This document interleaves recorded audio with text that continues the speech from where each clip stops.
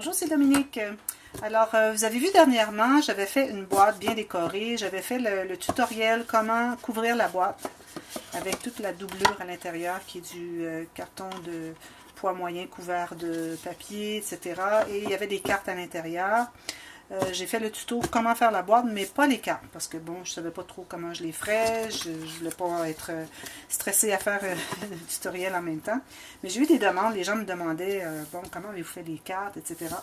Alors, j'ai décidé de faire un autre projet, parce que là, je n'ai plus celui-là. J'aurais voulu vous montrer comment je les ai faites, mais il s'est vendu. Alors, je me suis dit, je vais en faire un autre, avec une autre collection. Et puis, j'ai bâti toutes les cartes et puis je vous montre comment j'ai fait. Alors voilà, la boîte, alors une boîte que vous avez à votre magasin de l'art, une petite boîte qui vaut 1 €, quelque chose comme ça.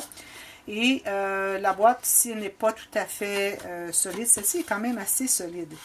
Mais je vais quand même la couvrir avec un carton d'une certaine épaisseur, peut-être à peu près la même épaisseur que la boîte, couvert de papier décoratif, mais avant, on doit tout couvrir la boîte. Alors, on va faire ça.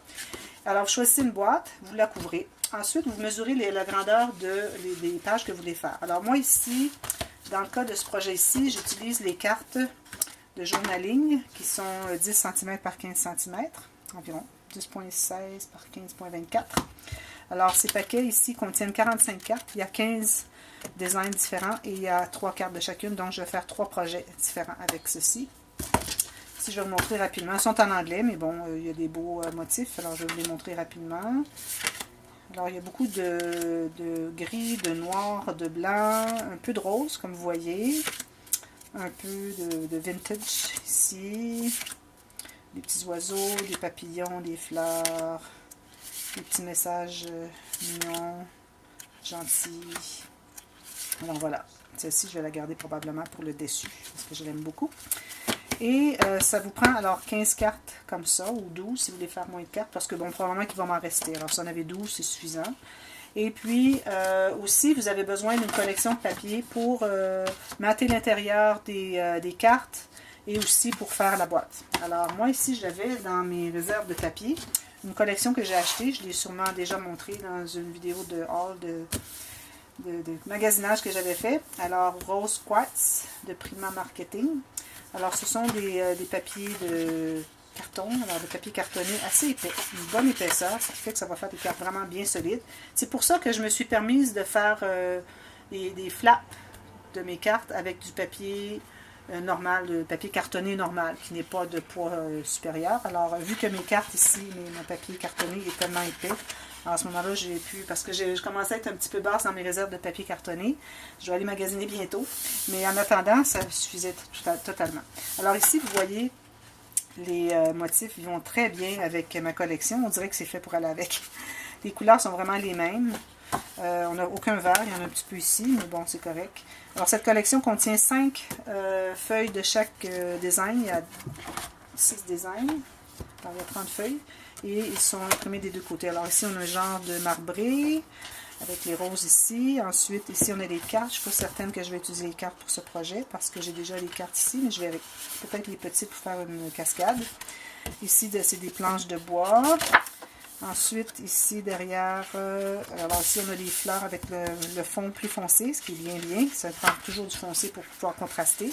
Ici, c'est le genre de planches de bois un peu brisées avec le temps. Ici, on a ces fleurs ici avec un motif comme celui-ci.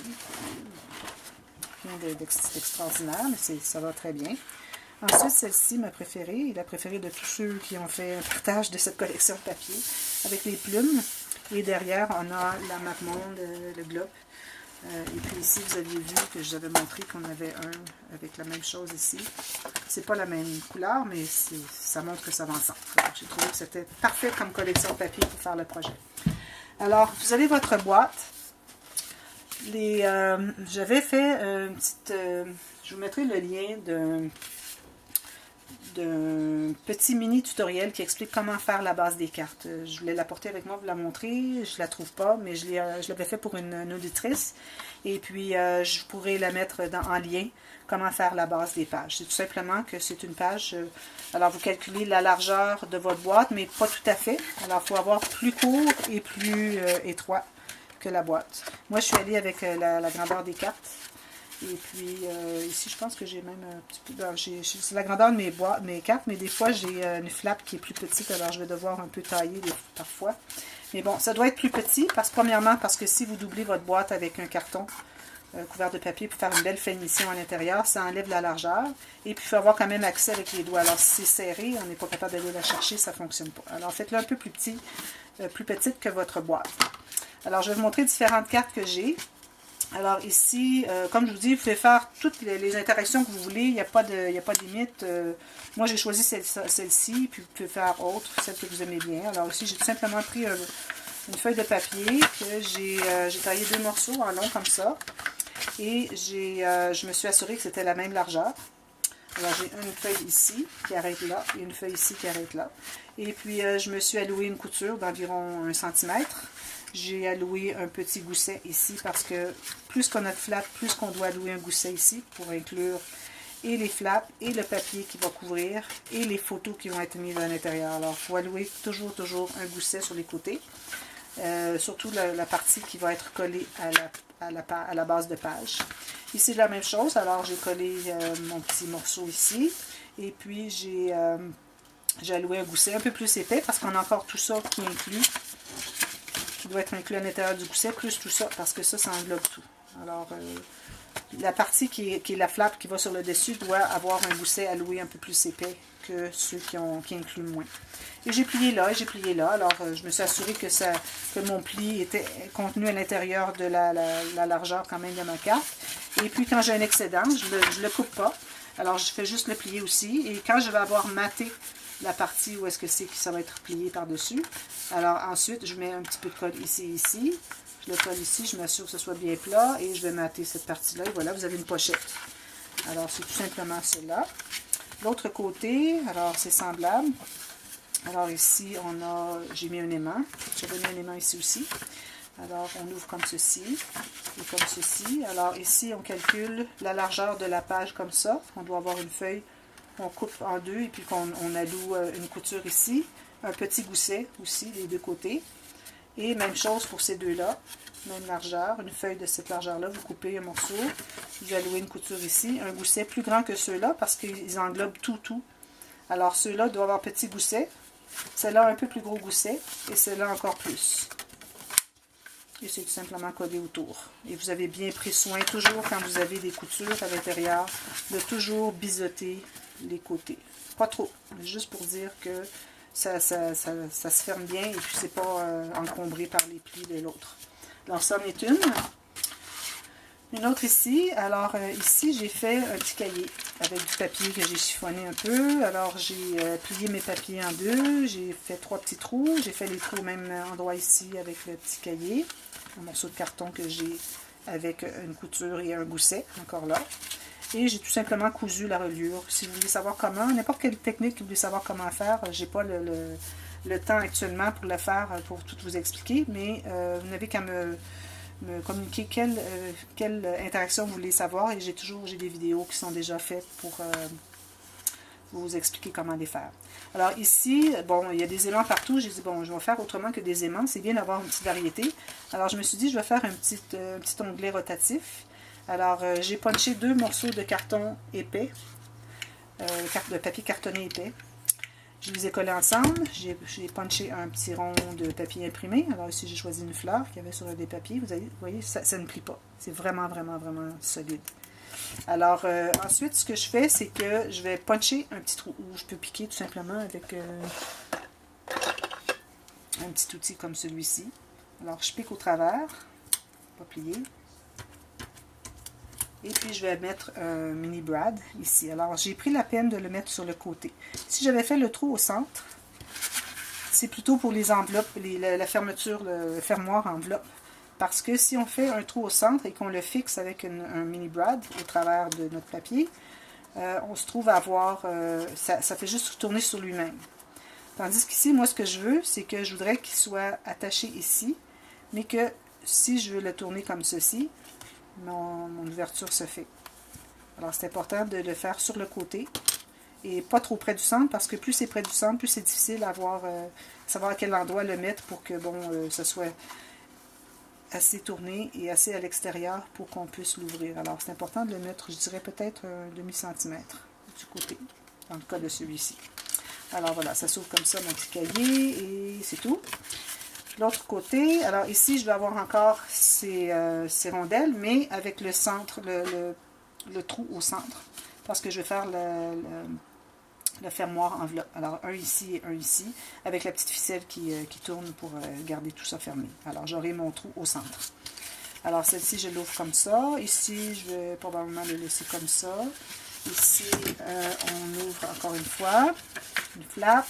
Tout va être maté. Ici, j'ai alloué, parce que j'ai deux petites flappes à l'intérieur. Alors, j'ai alloué un petit gousset sur celle qui est à l'extérieur des deux. Celle qui est la plus par-dessus, pour pouvoir inclure et le papier là, et les photos, et le papier pour mater le carton, le papier cartonné pour mater, imprimer, tout ça. Alors, on doit s'allouer du gousset ici, et gousset ici encore plus. Alors, il faut que ça englobe tout ça. Vous avez toujours plus de gousset sur le dernier qui va fermer, il faut allouer un gousset un peu plus. Alors, c'est celle-là. Ensuite, celle-ci. Alors, celle-ci avec un ruban. Alors, on ouvre comme ceci, et comme ceci, et comme ceci.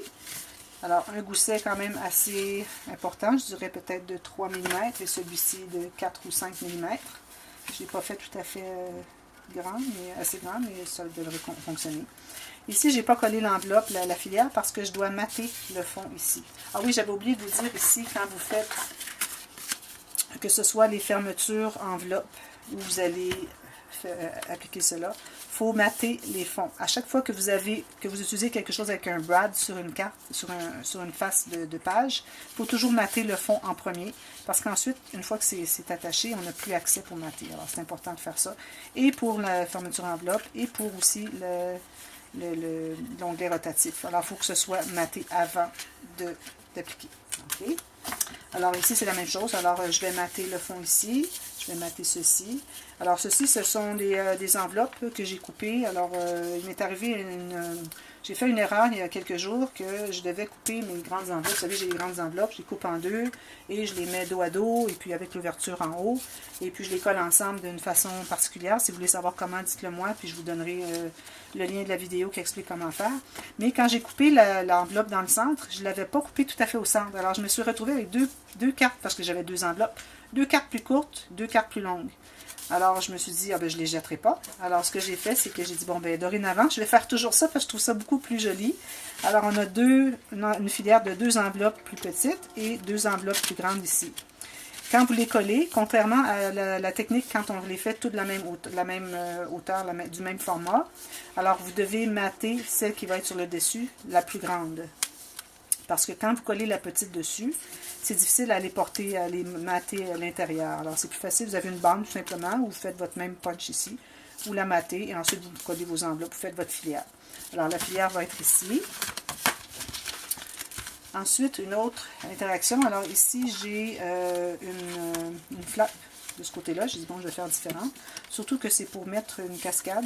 Alors, j'ai mes petites cartes qui sont déjà préparées, mais je dois mater ici encore avant de coller celle-ci. Alors, je vais toutes les coller, une à côté de l'autre, comme ceci, comme ceci. J'en ai 5, comme ceci. Alors, elles vont être collées comme ça, et on aura la petite cascade. Et je vais probablement mettre un morceau de... Non, ça, j'ai le ruban. Alors, ça va englober tout ça. Peut-être une petite pochette à la fin, à la dernière. Alors, je laisse tout ça ensemble pour voir, pour que je me retrouve dans mes cartes.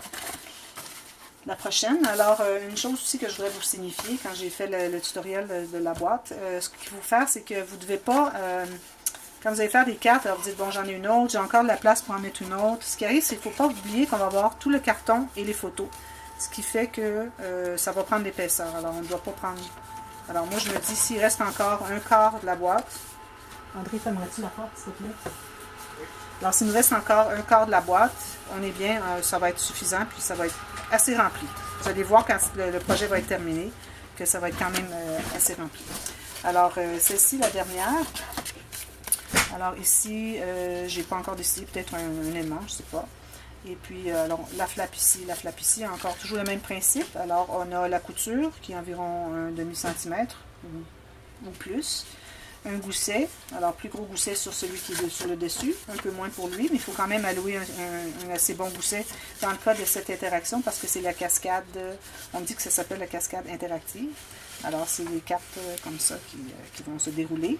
Alors ça prend quand même assez d'épaisseur. Une fois qu'on a maté ça, qu'on a maté ici, qu'on a le carton qui va tenir tout ça ensemble, et qu'on a toutes les photos, alors ça prend quand même assez d'épaisseur. Ici j'ai alloué suffisamment d'épaisseur pour ça.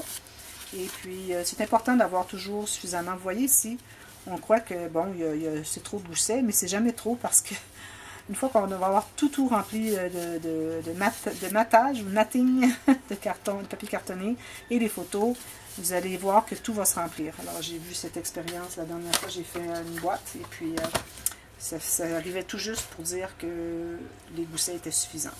Alors voilà, c'est le projet que je fais. Et puis, si vous avez des questions sur quelque technique que ce soit, quelque interaction que ce soit, que vous aimeriez reproduire, vous ne savez pas comment vous y prendre, alors écrivez-moi dans la boîte de commentaires et je vous ferai la vidéo pour vous expliquer.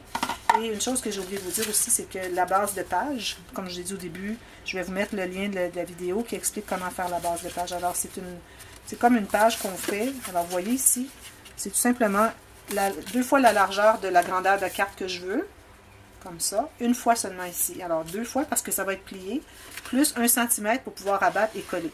Alors vous regarderez, je vais vous mettre le lien de la vidéo, comment procéder. Alors restez à l'écoute et dans peut-être une journée ou deux, je vais avoir le projet terminé et je vous le partagerai. Je ferai une vidéo de partage. Alors merci d'avoir écouté et à bientôt. Bye bye.